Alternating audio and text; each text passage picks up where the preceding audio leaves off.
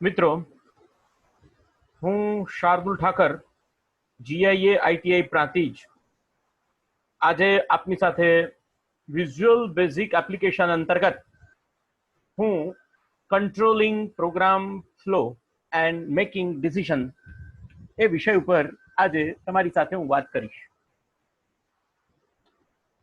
કોઈ પણ programming language હોય એ પ્રોગ્રામિંગ લેંગ્વેજની અંદર ડિસિઝન મેકિંગ એટલે કે નિર્ણયાત્મક પ્રક્રિયાઓ કેવી રીતે કરવામાં આવે છે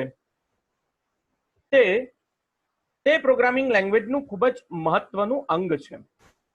એટલે કે નિર્ણયાત્મક પ્રક્રિયાઓ કરવા માટે કેટલા સાદા વિધાનો લખી શકાય તે એક પ્રોગ્રામિંગ લેંગ્વેજની સ્ટ્રેન્થ છે, એટલે કે તાકાત છે. એટલે પ્રોગ્રામિંગ લેંગ્વેજ પાસે એવી ફેસિલિટી અને એવો જેને કહેવાય કે ઘણા બધા વિધાનોનો સમૂહ હોવો જોઈએ કે જેનાથી પ્રોગ્રામર ખૂબ જ સરળતાપૂર્વક એવા વિધાનો લખી શકે કે જેનાથી નિર્ણયાત્મક પ્રક્રિયાઓ વધારે સરળતાથી સચોટ રીતે કરી શકાય. વિઝ્યુઅલ બેઝિક એપ્લિકેશન મૂળભૂત રીતે વીબી લેંગ્વેજ સાથે સંકલિત હોવાથી તેને આ સ્ટ્રેન્થ પ્રાપ્ત થાય છે. એટલે આ પ્રકારના વિધાનો વિઝ્યુઅલ બેઝિક એપ્લિકેશનની અંદર ઉપયોગમાં તમે લઈ શકો છો. મૂળભૂત રીતે જો જોઈએ તો વિઝ્યુઅલ બેઝિક એપ્લિકેશન જે છે તે નિર્ણયાત્મક પ્રક્રિયાઓ કરવા માટે એ 3 થી 4 પ્રકારના વિધાનોનો ઉપયોગ વિઝ્યુઅલ બેઝિક એપ્લિકેશન કરે છે. એટલે કે સૌથી પહેલું ડિસિઝન મેકિંગ જો સ્ટેટમેન્ટ હોય તો એ છે ઇફ ધેન સ્ટ્રક્ચર. એટલે ઇફ ધેન સ્ટ્રક્ચર જે છે તે મૂળભૂત રીતે એક પ્રકારનું ડિસિઝન મેકિંગ સ્ટેટમેન્ટ છે. મૂળભૂત રીતે ડિસિઝન મેકિંગ સ્ટેટમેન્ટ છે. ઇફ એટલે આપણે બધા જાણીએ છીએ, બહુ સિમ્પલ અંગ્રેજીની અંદર જો હું તમને વાત કરું તો ઇફ શબ્દનો ઉપયોગ બહુ સરળતાથી આપણે બધા અત્યાર સુધી જોતા આવ્યા છીએ. ઇફ એટલે ગુજરાતીમાં જો વાત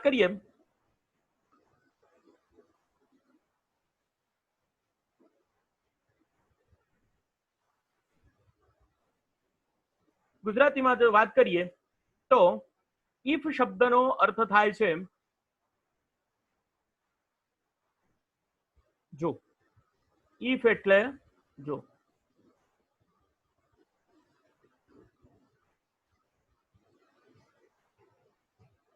ઇફ નો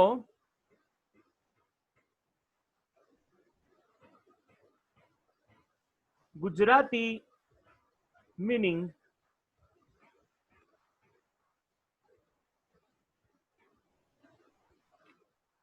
જો.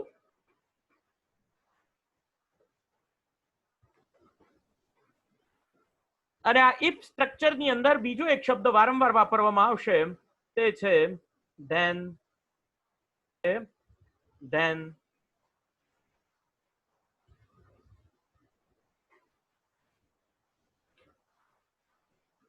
અને ધેન એટલે તો. જો અને તો.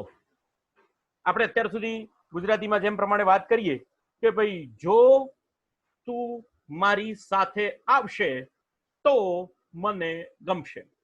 એટલે જો એ તમે નિર્ણય લેવા માટે બાધ્ય થાઓ છો. જો આમ કરવામાં આવશે તો આ પ્રતિક્રિયા આપવામાં આવશે, એનો મતલબ એવો થાય છે. એટલે ઇફ વિધાન જે છે, અહીંયા વીબીએ ની જો વાત કરીએ, in VBA the if statement is very much important in decision making procedures using Visual Basic. વાત કરીએ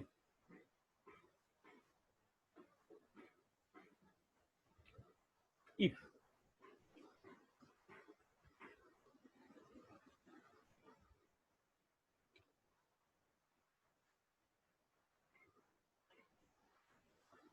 if is a statement in VBA. જો if વિધાન હોય તો દરેક વિધાન પાસે તેની સિન્ટેક્સ હોય. સિન્ટેક્સ વગર કોઈ પણ ભાષા વિધાનને સ્વીકારતી નથી અને એટલા માટે એની સિન્ટેક્સ આ રીતની છે. પહેલા if લખવામાં આવે છે, પછી કૌંસ કરીને કંડીશન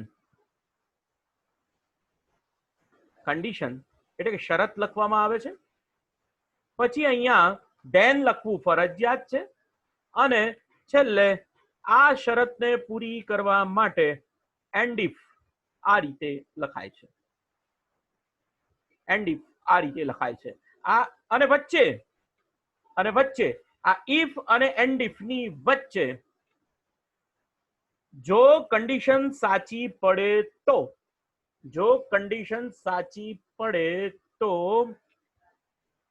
જે ક્રિયા કરવાની છે તે ક્રિયા કરવા માટેના વિધાનો અહીંયા લખવામાં આવે છે.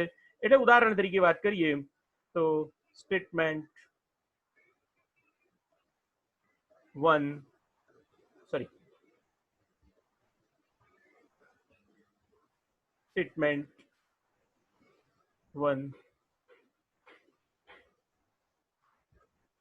Statement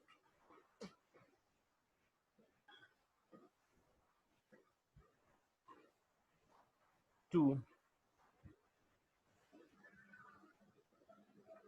statement 3 and so on. Statement 3 and so on. Statement n. જેટલા વિધાનો તમારે લખવા હોય તેટલા લખી શકાશે.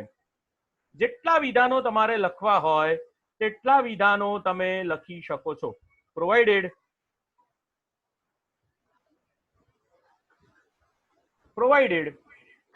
તમે જે સ્ટેટમેન્ટ લખો છો તે સિન્ટેક્સની દ્રષ્ટિએ સાચા હોવા જોઈએ. એટલે if વિધાન પછી જે કંઈ પણ વિધાનો લખવામાં આવે છે, તે ત્યારે જ અમલી બને કે જ્યારે if પછી લખેલી તેની શરત સાચી પડે તો. પણ એવું જરૂરી નથી દરેક વખતે શરત સાચી જ હોય અને એટલા માટે if વિધાનની સાથે એક વધારાની વાત આવે છે જેને કહેવામાં આવે છે else. એટલે આ એક ભાગ થયો. શેનો? if વિધાનનો એક ભાગ થયો કે ભાઈ જો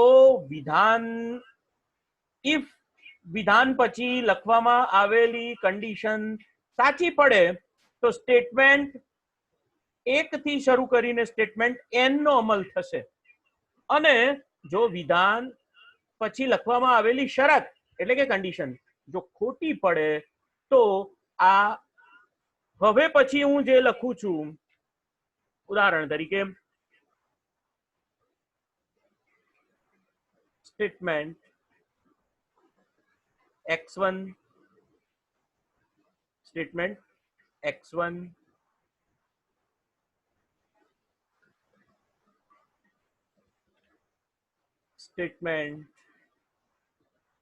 x2 and so on. Statement xn. એટલે જો સિન્ટેક્સ ને સમજવી હોય તો સિન્ટેક્સ એમ કહે છે કે if વિધાન પછી લખેલી કંડીશન સાચી પડે તો સ્ટેટમેન્ટ 1 થી n સુધીનો અમલ થશે. એ સંજોગોમાં સ્ટેટમેન્ટ x1 થી xn સુધીનો અમલ થશે નહીં. પરંતુ જો આ if પછી લખેલી કંડીશન ખોટી પડે તો સ્ટેટમેન્ટ x1 થી શરૂ કરીને xn સુધીના વિધાનોનો અમલ થશે. સ્ટેટમેન્ટ 1 થી n સુધીના વિધાનોનો અમલ થશે નહીં. આ જે છે તે if વિધાન માટેની ખૂબ જ સાદી અને સિમ્પલ સિન્ટેક્સ છે. આ જે વિઝ્યુઅલ બેઝિક એપ્લિકેશનની જે ચોપડી આપેલી છે એની અંદર પણ આ જ રીતે તમને સિન્ટેક્સ જોવા મળશે. if કંડીશન, પછી then સ્ટેટમેન્ટ્સ અને else એલ્સ સ્ટેટમેન્ટ, એટલે કે ઇફ વિધાન પછીની કન્ડિશન. અચ્છા, અહીંયા મજાની વાત એ છે કે ઇફ જે છે, ઇફ ધેન વિધાન જે છે તે સ્ટ્રક્ચર છે. સ્ટ્રક્ચર એટલે એક કરતા વધારે વિધાનોનો સમૂહ. એટલે કે ઇફ પછી જે કન્ડિશન સાચી પડી છે તેના પછી તમે ઘણા બધા વિધાનોનો એટલે કે વિધાનોના સમૂહને અમલમાં લાવી શકો છો. એ જ રીતે એલ્સ પછી પણ તમે ઘણા બધા વિધાનોના સમૂહને અમલમાં લાવી શકો છો. એ જ રીતે અહીંયા બીજી વાત એ છે કે એલ્સ પછી પણ તમે અહીંયા નવું ઇફ સ્ટેટમેન્ટ લખી શકો છો. નવું ઇફ ફરી પાછું કન્ડિશન અને પછી ધેન લખવું તો ફરજિયાત છે, કૌંસ બાર ધેન લખવું ફરજિયાત છે.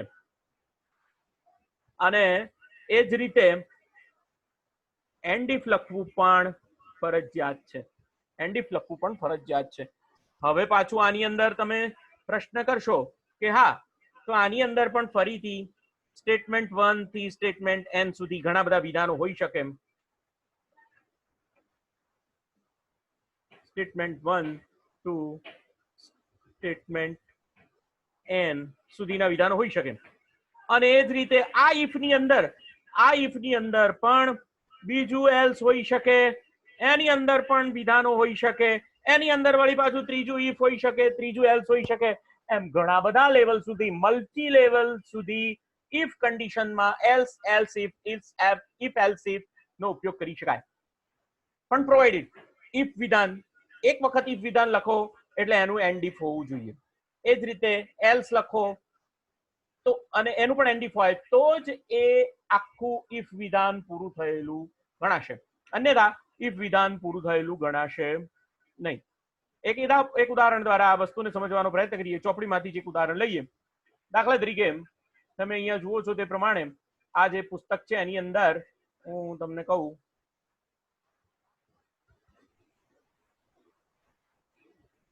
તો એક બહુ સિમ્પલ સ્ટેટમેન્ટ લખેલું છે. તમે જોઈ શકો છો અહીંયા તે પ્રમાણે. હું એને જરા એનલાર્જ કરીને તમને બતાવવા પ્રયત્ન કરું.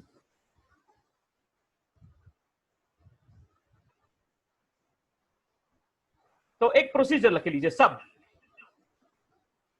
ગ્રીટ મી આવી એક પ્રોસિજર છે. જો સમય 0.5 કરતા ઓછો હોય, લેસ ધેન હોય, then message box good morning, else message box good afternoon, else sorry end if. અને આ પ્રોસિજરને એન્ડ શબ્દ દ્વારા પૂરી કરવામાં આવેલી છે. જો આને સમજવાનો પ્રયત્ન કરીએ તો સમય નામનો એટલે કે ટાઈમ નામનો કોઈ એક વેરિયેબલ છે, એની કિંમત જો 0.5 કરતા ઓછી હોય તો તમને સ્ક્રીન ઉપર એક મેસેજ બોક્સ ડિસ્પ્લે કરીને બતાવશે કે જેમાં મેસેજ લખેલો હશે ગુડ મોર્નિંગ. જો 0.5 કરતા કિંમત ઓછી નહીં હોય તો તમને મેસેજ બતાવશે ગુડ મોર્નિંગ. અને આ ગુડ મોર્નિંગ મેસેજ એલ્સ પાર્ટમાં લખેલો છે. એટલે આ ઇફ પાર્ટ થયો અને આ નીચેનો જે છે તે એલ્સ પાર્ટ થયો. તો આ જે છે તે વિઝ્યુઅલ બેઝિક એપ્લિકેશનની અંદર ઇફ વિધાન લખવા માટેની એક સિન્ટેક્સ મેં તમને બતાવી. અને એ જ રીતે મેં તમને આ ઇફ વિધાન એકબીજાની અંદર નેસ્ટિંગ કેવી રીતે કરી શકાય. નેસ્ટિંગ એટલે ની સાથે ગૂંથાયેલું. એક ઇફમાં એક ઇફ એટલે કે એન્ડ ઇફ સુધી આખું વિધાન પૂરું થાય, પણ એલ્સ પાર્ટની અંદર ફરી પાછું બીજું ઇફ, એલ્સ પાર્ટની અંદર ફરી પાછું બીજું ઇફ, એમ અનંત લેવલ સુધી તમે આવી રીતે એન્ડ ઇફ નો ઉપયોગ કરી શકો છો. તો આ જે છે તે એક પ્રકારની ઇફ કન્ડિશન, ઇફ વિધાન આ રીતે તમે વિઝ્યુઅલ બેઝિકની અંદર ઉપયોગમાં લાવી શકો છો. ઓકે, એક બીજું વિધાન છે જેને વિઝ્યુઅલ બેઝિક એપ્લિકેશનની અંદર એટલે કે વીબી ની અંદર ઉપયોગમાં લઈ શકાય છે. અને એ વિધાન, એ સ્ટેટમેન્ટનું નામ છે સિલેક્ટ કેસ. સિલેક્ટ કેસ એ પણ એક પ્રકારનું ડિસિઝન મેકિંગ સ્ટેટમેન્ટ છે. ડિસિઝન મેકિંગ સ્ટેટમેન્ટ છે સિલેક્ટ કેસ. એના વિશેની પણ આપણે જરા અહીંયા વાત કરીશું. જેવી રીતે ઇફ વિધાનની અંદર એલ્સ નો ઉપયોગ કરી શકાય અને એલ્સ ની અંદર ફરી પાછી કોઈ એક બીજી ઇફ ની કન્ડિશન લખી શકાય. આમ ઘણા લેવલ સુધી જઈ શકાય.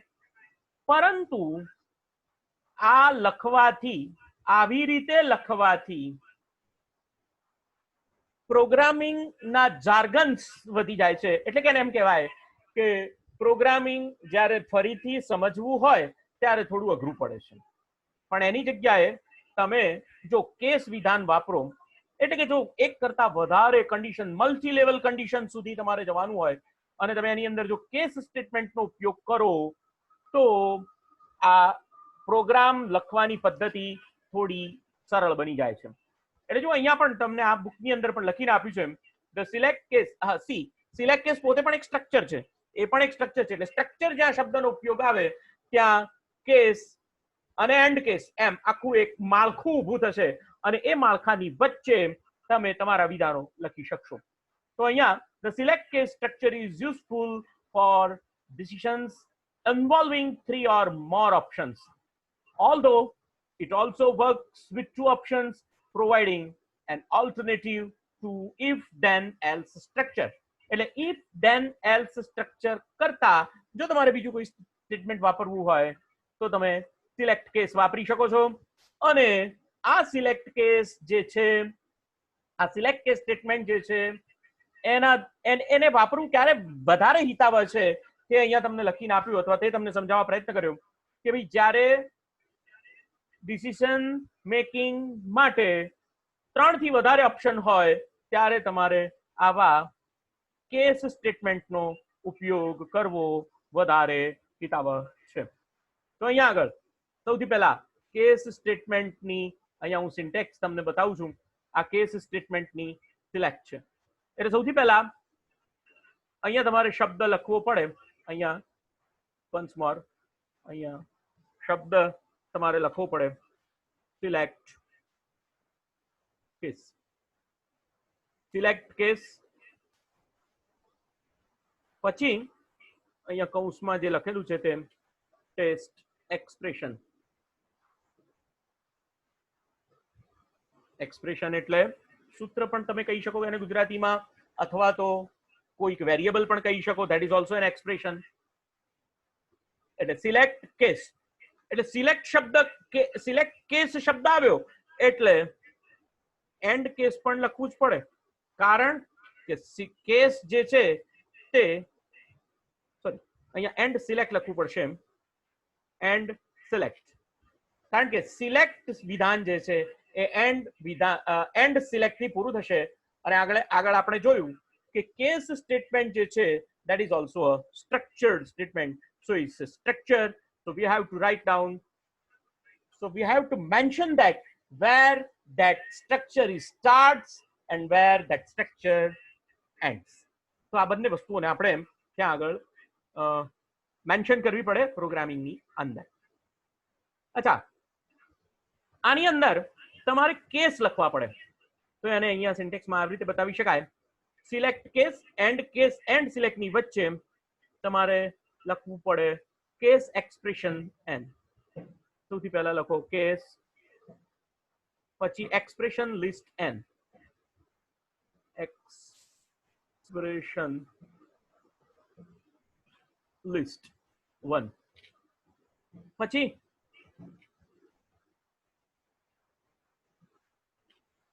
Case expression list 2. પછી ફરીથી કેસ એક્સપ્રેશન લિસ્ટ 3. અને આપણે એમ કહીએ કે સો ઓન અથવા તો એન. ઘણા બધા કેસ એક્સપ્રેશન થયા. હવે જો આ કેસ એક્સપ્રેશન સાચું પડશે તો અહીંયા તમે જે સ્ટેટમેન્ટ 1 2 3 લખેલા હશે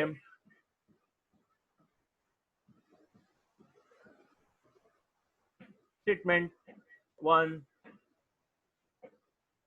two and so on n ત્યાં સુધીના બધા વિધાનો અમલમાં આવશે. અહીંયા જો વાત કરું તો અહીંયા આપણે આને આ જે વિધાનો છે એને x1 કહીશું, x2 કહીશું અને xn કહીશું. એ જ રીતે કેસ લિસ્ટ n પછી આપેલા જે વિધાનો જે છે, કેસ n પછી આપેલા જે વિધાનો છે એને n1 કહીશું, n2 કહીશું અને એને nn કહીશું. અહીંયા